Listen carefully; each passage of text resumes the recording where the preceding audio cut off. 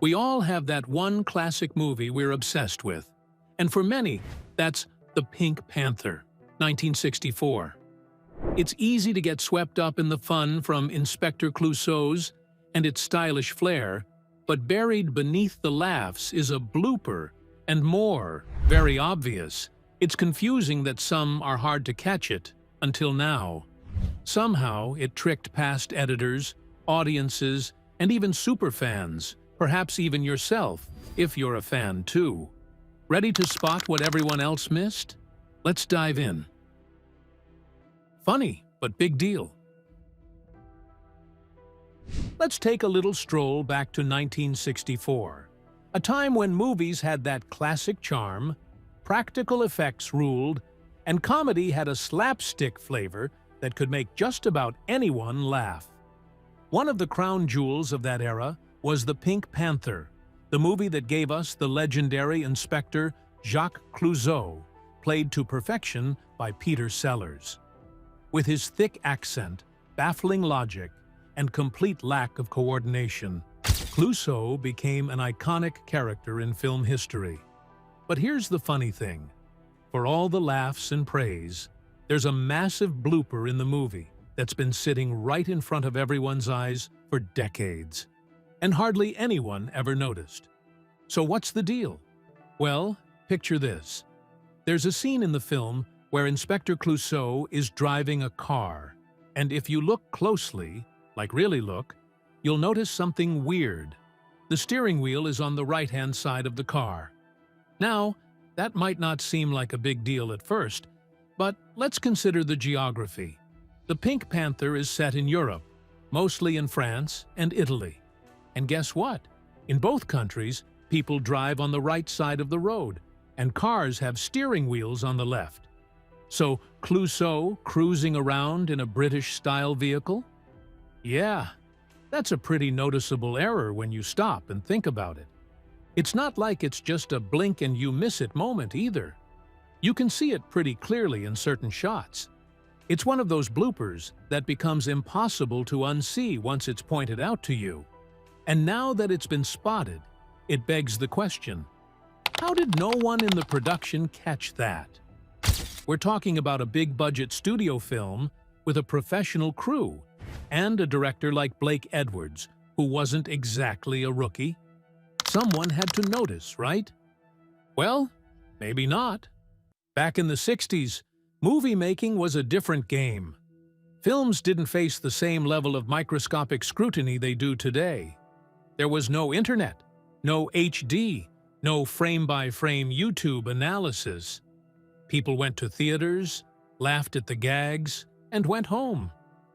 Continuity mistakes like this one might have flown right over audiences' heads because the comedy and pacing kept everyone distracted. Who's looking at which side the steering wheel is on when Clouseau is walking into walls or mispronouncing room as reum? Still, it's pretty wild when you consider how central that car scene is to the movie's plot and tone. Clouseau's driving scenes are part of the chaos. They add to his clueless charm, showing us that this guy is the exact opposite of James Bond. And maybe, just maybe, the steering wheel being on the wrong side almost enhances that. He's a detective who can't detect, a driver who might not even know what country he's in. It's ridiculous, but that's kind of the point, isn't it? Of course, there's always the possibility that the blooper wasn't a mistake at all. Maybe it was a practical decision. Some film historians have suggested that certain scenes were filmed in the UK due to budget or logistical reasons, and they might have used a locally available car for those shots. That would explain the steering wheel situation. But if that's the case, why didn't they at least try to match it to a car you'd actually see in France or Italy? Was it laziness? Deadlines? Or did they just figure, hey, no one will notice? Honestly, they were probably right. For 50 years, nobody really did. Now, you might be thinking, who cares? And that's fair. A lot of people watch the Pink Panther for laughs, not accuracy. But part of what makes bloopers like this fun is the fact that they give fans something to dig into. Spotting a mistake in a classic film feels like finding an Easter egg. It doesn't ruin the experience. It adds a layer of trivia, something to share with friends or post online. It's like discovering that stormtrooper who bonks his head on the door in Star Wars, or the coffee cup left in a Game of Thrones scene. Plus, let's be honest, movies, even great ones, are made by humans. Mistakes happen, film sets are chaotic, and continuity errors are surprisingly common. But what's great about the Pink Panther steering wheel blooper is how it lines up perfectly with the absurdity of the film. Clouseau is a walking disaster, and now we find out he's driving a car that doesn't even belong on the continent. It kind of feels weirdly fitting, doesn't it? Next time you sit down to re-watch the Pink Panther, keep an eye out for that car scene. See if you can spot the blooper. And when you do, just smile and chalk it up to the lovable messiness of movie magic. Magic champagne glass. Cinema history is filled with beloved films that have stood the test of time. The film is no exception. Directed by Edwards and starring the incomparable Peter Sellers, the film is renowned for its witty dialogue, comedic timing, and stylish atmosphere. However, even the most iconic movies are not immune to the occasional oversight. One such example can be found in a seemingly innocuous scene that contains a humorous continuity error involving a champagne glass, a detail that has gone unnoticed by many viewers for decades. The scene in question takes place in a hotel room, where the charming and elusive Sir Charles is once again attempting to woo Simone. The mood is set with soft lighting, elegant surroundings, and the presence of champagne, which adds to the sophistication of the moment. Yet, if one pays close attention to the champagne glass on the table, or more specifically, in Simone's hand, an odd inconsistency begins to emerge. At one point, the glass appears nearly empty. In the very next shot, it is mysteriously full.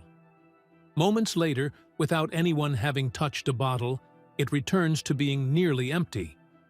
The liquid inside seems to vanish and reappear with no explanation whatsoever. This peculiar visual inconsistency is a classic example of a continuity error. Continuity in film refers to the consistency of the visual elements from one shot to the next. These include props, costumes, lighting, positioning of actors, and other details that need to remain the same to preserve the illusion of real-time progression. Such errors often occur during scenes that require multiple takes, where a slight mismatch in the placement or state of a prop, like a champagne glass, can lead to an amusing visual discrepancy. In this case, it seems the continuity editor either overlooked the glass altogether or was unable to maintain its state due to changes between takes. What makes this particular blooper both charming and humorous is how inconspicuous it is. Most viewers, swept up in the story and the chemistry between the characters, likely miss the magical transformation of the glass entirely. It takes either a sharp-eyed observer or someone viewing the scene repeatedly to catch the inconsistency. When noticed, it can't help but draw a smile.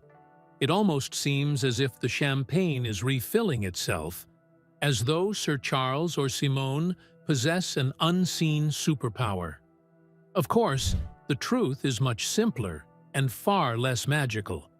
It's just an oversight that slipped through the editing process. Despite its nature as a mistake, the magic champagne glass blooper contributes to the charm of the film in a subtle way.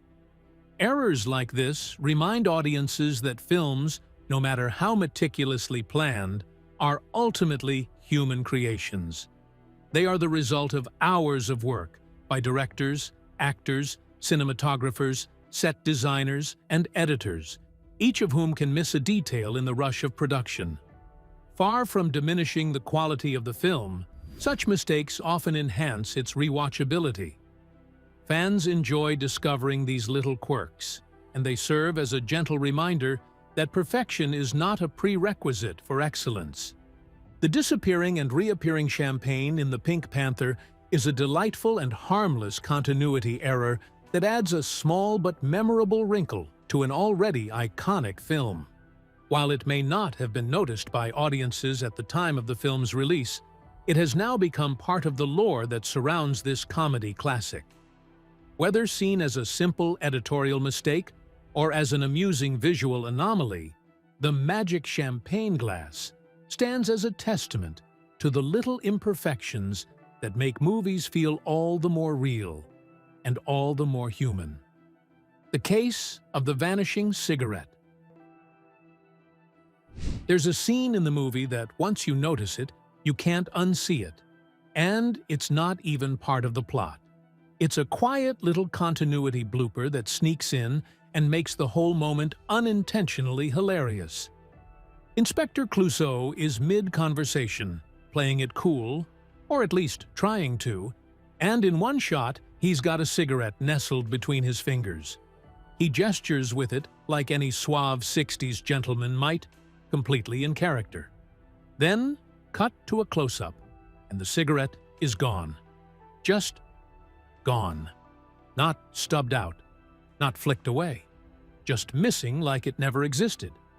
Then, like the universe hit undo, the cigarette reappears in the next shot, back in his hand as if it had been there the whole time. No explanation, no smoke trail, no burnt ashes on the floor. It's movie magic of the most unintentional kind. This isn't just a minor slip-up you can shrug off, mainly because it happens so quickly and blatantly that it jars you out of the scene. Once your brain catches up, it becomes its own mini-mystery. What happened to the cigarette? Where did it go during that close-up? And perhaps more importantly, why did no one on set catch it? The Pink Panther is a comedy, sure, but Clouseau isn't supposed to be a literal magician. He's supposed to be a bumbling inspector, not someone who makes smoking props vanish into thin air. And yet here he is, performing sleight of hand without even realizing it. What makes this blooper even better is that it doesn't feel like a simple one-off mistake. It feels like a perfect metaphor for Clouseau himself. Inconsistent, unpredictable, and frequently unaware of his own chaos. His physical movements are often clumsy, his logic is faulty, and now, apparently, even his cigarettes follow no rules. The moment unintentionally becomes another layer of Clouseau's madness. 1 second, he's puffing away like a noir detective. The next, he's a mime in a silent film with no props to speak of. And let's talk about editing for a second. Are they to be blamed too? Someone, somewhere in the post-production room, watched that cut and thought, yeah, looks good. Or maybe they were on a deadline. Maybe they had no idea the cigarette had Houdini'd itself out of the frame. Continuity errors happen, sure, but this one feels especially bold. It doesn't happen in the background, behind someone's head, or off to the side. It happens right in the middle of a dialogue shot, with Clouseau in full view. His cigarette, there 1 second and gone the next, pulls focus, even if unintentionally. It's not just a blink and you miss it thing, it's a full-on, wait, what?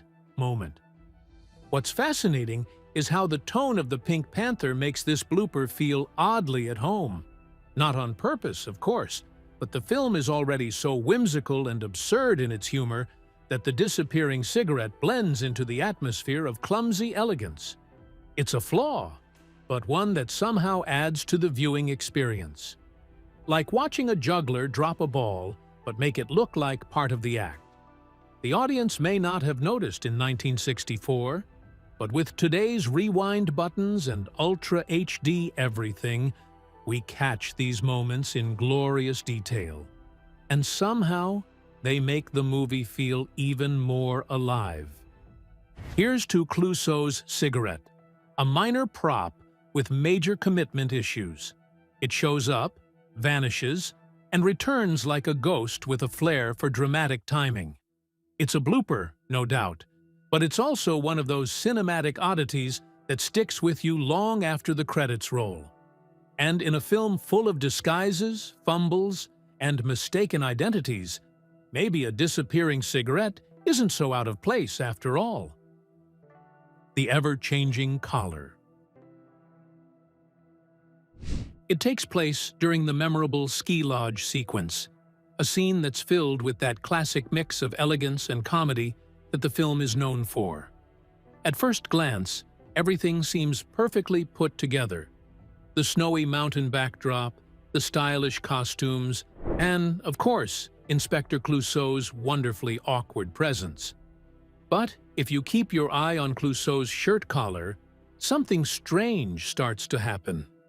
His collar, which should logically stay either tucked in or out depending on his outfit, begins to have a life of its own. In one shot, it's neatly tucked inside his jacket. In the very next, it suddenly popped out, flapping in the breeze like it's trying to get its own moment in the spotlight. Then, poof, it's back to being tucked in again. And it doesn't just happen once. The collar seems to bounce back and forth between these states with no regard for continuity or time. It's as if Clouseau has the magical ability to change outfits in nanoseconds. Of course, the real explanation is much less glamorous.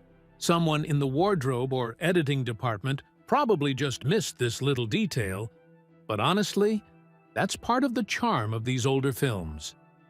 Bloopers like this remind us that even the most iconic movies aren't perfect, and sometimes those imperfections make them even more enjoyable. It's fun to catch these small mistakes and wonder what was happening behind the scenes. Was it a windy day on set? Did Peter Sellers fiddle with his costume between takes? Or did the continuity person just need a coffee break? Whatever the reason, the Ever-Changing Collar adds a delightful layer of unintentional comedy to an already hilarious film.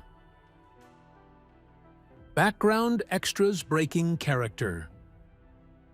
One particular gem from this film involves a background extra during one of the lively party scenes. If you watch closely, and I mean really closely, there's a guy who clearly looks right at the camera. It's not a passing glance or a casual acknowledgement of his surroundings. No, he locks eyes with the lens, realizes what he's done, and then very quickly pretends to be part of the action again. It's the briefest moment, but it completely breaks the illusion. You can almost feel his inner panic, like, "Oh no, I messed up!"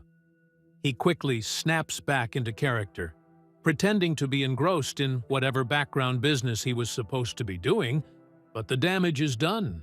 He might as well have waved. These kinds of moments are especially charming in older films because they remind us how different filmmaking was back then. Today, that scene would have been reshot or the error digitally erased in post-production. But in 1964? Not so much. Budgets were tighter, and comedies especially were often looser in structure and tone. Directors like Edwards sometimes let minor flubs slide, especially if the overall energy of the scene worked. And to be fair, most viewers at the time probably never noticed. But with the rise of home video, high-definition transfers, and obsessive fans, hi, that's us, these little slip-ups have been frozen in time for endless rewatching.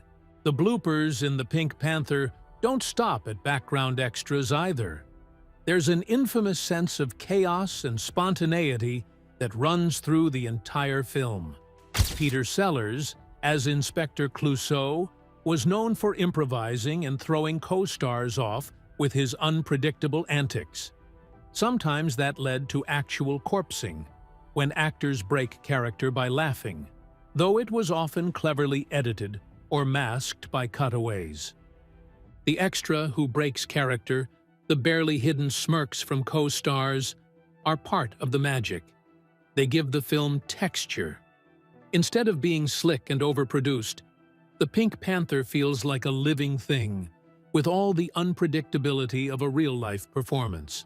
So, the next time you watch the Pink Panther, and you really should, it holds up beautifully, keep an eye on the background.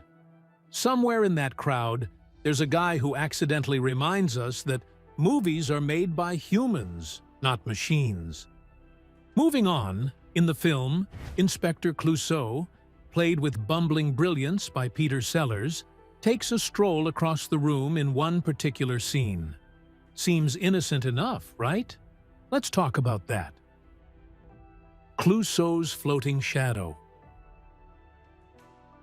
Suddenly, observant viewers will notice that his shadow mysteriously shows up on a wall that, logically, should not be catching any shadow at all. It's not just faint either. It's clear, unmistakable, and very out of place, like a ghost decided to show up for a quick cameo.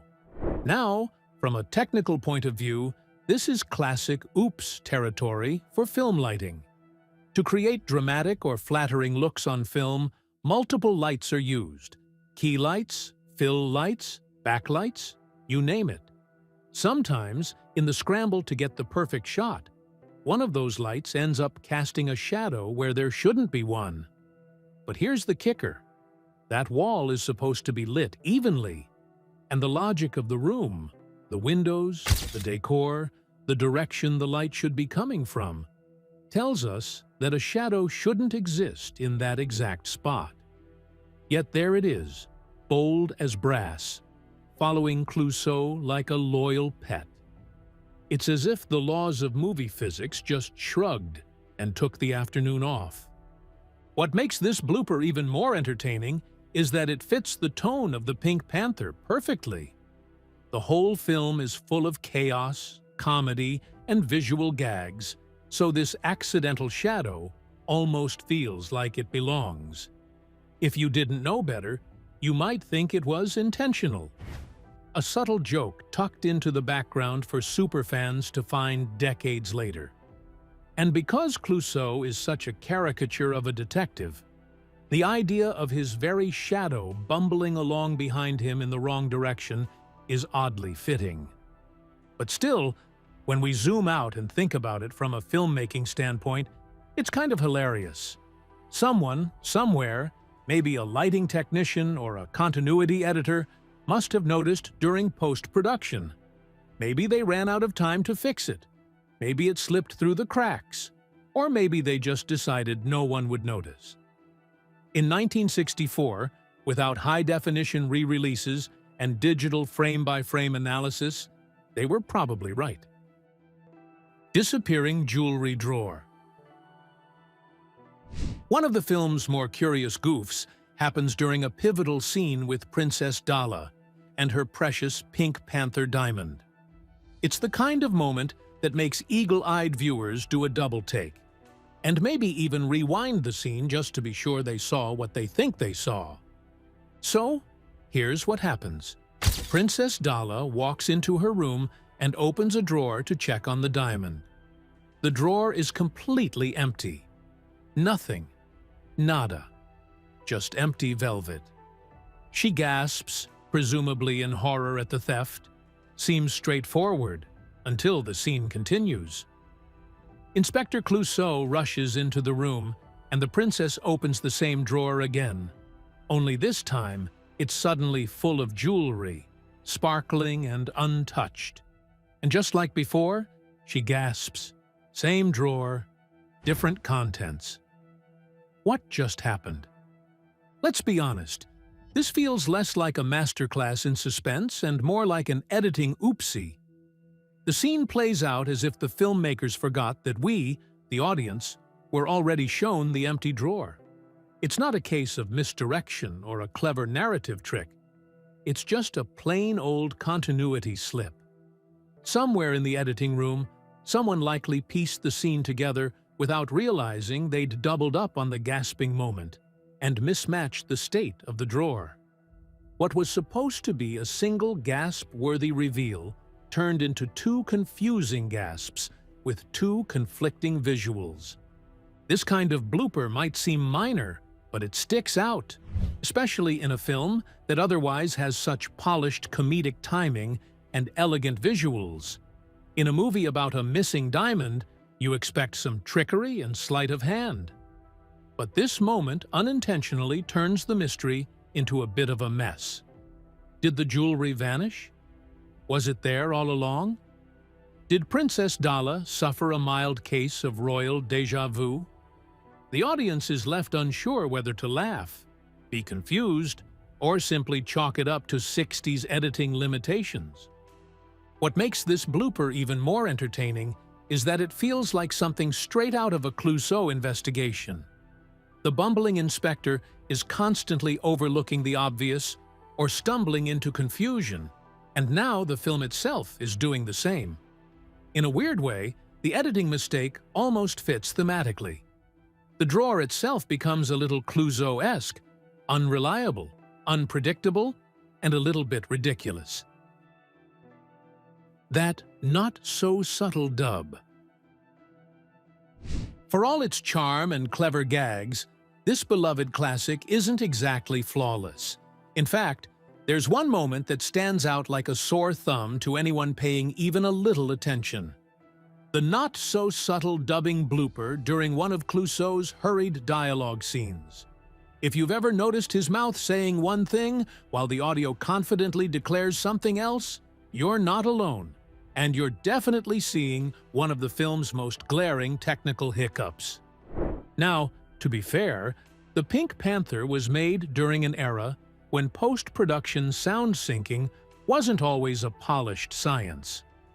Dubbing was a regular part of filmmaking back then, especially when lines needed to be re-recorded due to bad takes, noisy sets, or a director deciding to tweak dialogue after the fact. Still, most films at least tried to make the lip-syncing convincing. Not this time. In this particular scene, it's almost as if the audio team and the visual editors were working on different projects altogether. Clouseau's lips move with the speed and randomness of a man chasing a chicken, while the audio calmly delivers a line that doesn't match in speed, rhythm, or even content. It's less minor blooper and more what just happened. What makes this good, especially hilarious, is that it sort of fits Clouseau's chaotic energy. He's a walking disaster, a man who trips over rugs, mangles pronunciations, and can't hold a straightforward conversation to save his life. So when his mouth moves one way and the soundtrack heads in a different direction, it almost feels intentional, like part of the joke. Maybe the filmmakers figured audiences would be too distracted by the inspector's general confusion to notice. Or maybe they figured that with Sellers playing the role, anything would be forgiven. That little dub slip in the Pink Panther might have been a mistake, but it's one of those mistakes you remember, laugh about, and maybe even look forward to the next time you rewatch the film. Here's to imperfect dubbing, quirky bloopers, and Clouseau's eternally baffling presence. Sometimes, a mismatched audio line is just the right kind of wrong. A beloved classic film. This movie, undeniably, holds a special place in movie history, not just as a comedy classic, but as the film that introduced the world to one of cinema's most unforgettable characters, Inspector Jacques Clouseau, played by the legendary Peter Sellers. Though the film started out as a sophisticated caper centered around a jewel thief, it unexpectedly became a comedic phenomenon thanks to Sellers' performance. His bumbling, accident-prone detective stole the show, turning what could have been a stylish but forgettable crime film into a laugh-out-loud classic that audiences still adore decades later. One of the main reasons people love The Pink Panther is its unique blend of elegance and absurdity. Set against a glamorous European backdrop with high fashion, exotic locations, and the classy presence of stars like David Niven, and Claudia Cardinale, the film had all the makings of a suave heist movie. But Peter Sellers flipped that on its head. He brought in a kind of clumsy genius that made every scene unpredictable and hilarious. Watching Clouseau attempt to be a serious detective while everything around him falls apart, often because of his own cluelessness, is just endlessly funny. There's something timeless about physical comedy when it's done this well. You can't help but laugh when he trips over his own feet or interrogates people with a fake accent he thinks sounds clever. Another thing that makes this film so beloved is its music. The instantly recognizable theme song by Henry Mancini is a huge part of the film's charm. That jazzy, sneaky little tune perfectly captures the mood of the movie. Mysterious but playful, sophisticated yet silly. Even people who haven't seen the film know that melody. It's part of pop culture at this point, and it adds a kind of whimsical vibe that sticks with you long after the credits roll. The animated opening credits, which introduce the now famous Pink Panther cartoon character, also give the movie a light-hearted start that sets the tone perfectly. What really elevates the Pink Panther, though, is Peter Sellers himself. He didn't just play Clouseau, he became him. His comedic timing, facial expressions, and total commitment to the ridiculousness of the role made him unforgettable. Clouseau isn't just a fool, he's a confident fool, and that's what makes him so funny. He doesn't realize he's a disaster. In his mind, he's a brilliant detective, and Sellers plays that contradiction to perfection. The character was so beloved that the filmmakers shifted the focus entirely to him in the sequels, making him the star of the franchise. Even with its slower pacing compared to modern comedies, The Pink Panther has a kind of charm that never really goes out of style. It's like a cozy time capsule from the 60s, full of wit, elegance, and slapstick. It's the kind of film you can revisit over and over and still find yourself chuckling at the same scenes. It doesn't rely on shock humor or pop culture references that age badly. Instead, it finds humor in human behavior, misunderstandings, and pure silliness. In the end, the film is loved because it feels like more than just a comedy. It's an experience. Between its iconic score, stylish visuals, and Peter Sellers' comedic brilliance, it offers something that few films manage: the ability to make people laugh across generations. It's goofy and graceful all at once, and that's a rare and wonderful thing. What do you think of the bloopers? Are they a big deal? Share us what you think in the comments section, and subscribe for more uploads.